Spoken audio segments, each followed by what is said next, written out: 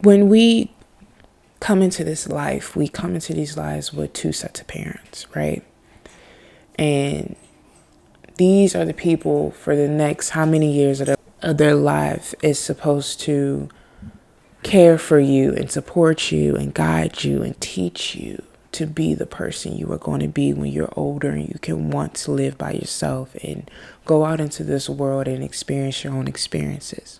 And coming with that responsibility and coming with that influence, it's easy to be the kid and not want to disappoint your parent and not want to shy away from their opinions and disagree with them because you have all this gratitude that they have done so much for you and they are there for you and they show up, that sometimes it's easy as a child to feel as you are letting them down or you are upsetting them because you decide maybe you want to go one way in life and not the other, or you decide you want to do something and not go with their opinion and not go with their suggestion. And I want to make this clear.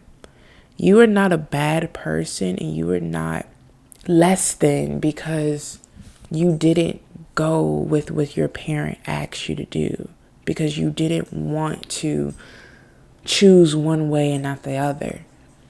In a lot of ways, psychologically speaking, it is manipulation. It is gaslighting for someone to make you feel as if you love them less because you said no to them.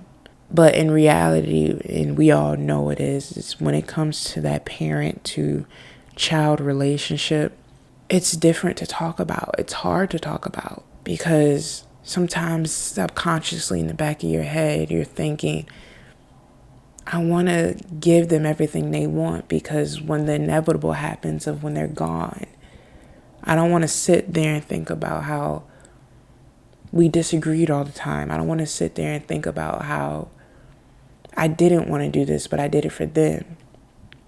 And something I've realized in these past couple of weeks is that I'm trying to make everyone happy. I'm trying to satisfy everyone. I'm trying to show up for everyone. I'm trying to be the best person I can for everyone.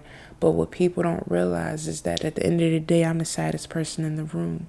Because I'm trying to talk to this person and make amends with this person and try to constantly explain my actions to other people so they can understand why I'm doing X, Y, and Z. And it makes you feel the most loneliest. And I'm trying to rewire myself as the child to know that, hey, my opinion matters.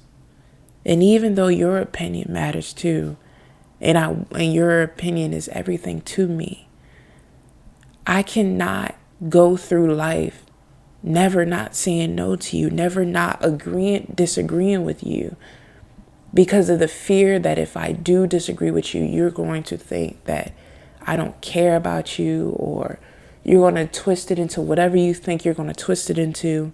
And that's not fair for anyone, because you can still love someone and you can still care for them and you can still be there for them, even if you disagree with them, even if it's not what you both ideally want. That doesn't make the love that you guys have for each other less than what it is. It doesn't make you lesser than a person. It doesn't make them lesser than a person. And I'm trying to learn that even in disagreements, it doesn't change my values. It doesn't change the relationship.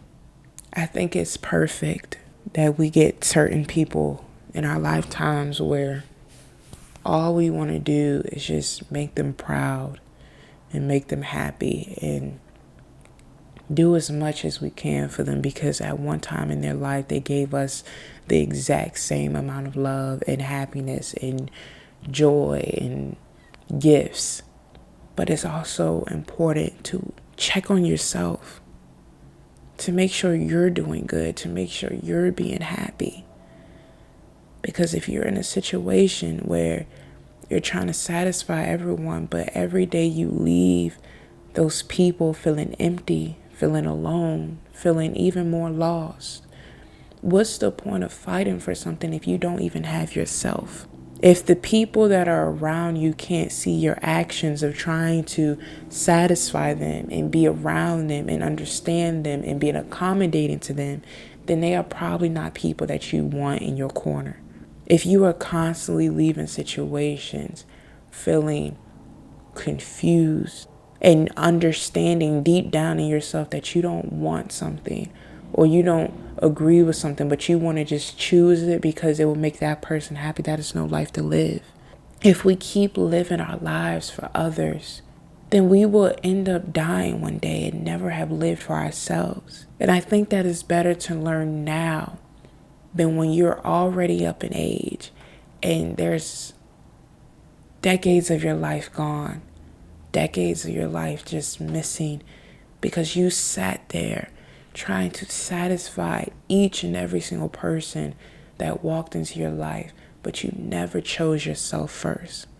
People like to use the word selfish as this derogatory thing, as this bad thing, and it's not.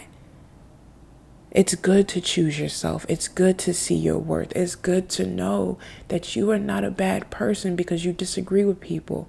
It's good to know that you can actually think for yourself and you don't have to have validation from others to know that you can keep on going in life and that you can keep on pushing and being great. A lot of us believe that our light is dim until somebody turns on the light switch. The reality is you can turn on your own light switch. You can pay your own bills and you can get everything and more of what you want without those people that you think you need to achieve those things. Yes, it is amazing and it's a blessing to be able to get through life with a community, with a village by your side. But places have also been built by oneself. People can grow by themselves. People can be as great by themselves. The message I'm trying to say is I understand that there's certain people in our lives that we just don't want to disappoint. And we don't ever want to go against the grain with them. And to avoid conflict, all we do is just agree. But if you don't choose yourself the way you choose those people's happiness, then there's no point of living. If you can never be in a situation where you just choose yourself and your happiness and your well-being and understand that as long as you go into those situations with a pure heart and with pure intentions, the universe will always align itself in the way it needs to be aligned, because that's all that matters, is that you knew what you really needed and what you really wanted out of the goal.